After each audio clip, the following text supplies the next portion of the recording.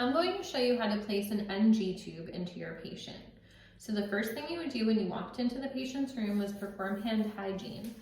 I would confirm the patient's name and date of birth and explain to them the procedure that I was about to perform, why they were having the procedure, let them know that, it may be a little uncomfortable, they may experience discomfort, and let them know what to expect. I would make sure I had my supplies ready, that I had the nasogastric tube, that I had some water-soluble lubricant for the tip of the tube, that I had a syringe to aspirate the contents of the stomach contents after it was inserted. I would make sure that the patient had a cup of water with a straw, if they were allowed liquids, to help with the swallowing process. And I would have some tape to secure the tube when the procedure was finished. So now that all of that is done, I would make sure that the patient was in the high Fowler's position.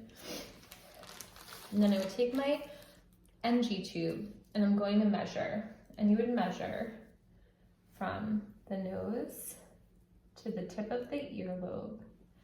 And then I would measure down to the xiphoid process, which this patient does not have.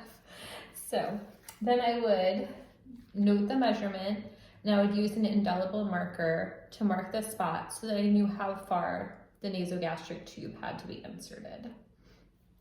Try to do this. I would don gloves.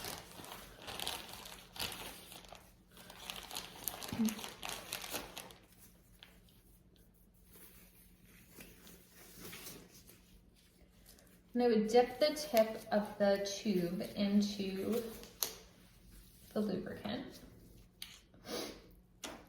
And then I would make sure that there was, if there was preference nostril, and then I would ask the patient to tilt their head back, and I would slowly start to insert the tube. Now, if you're having any difficulty, you can slowly turn the tube.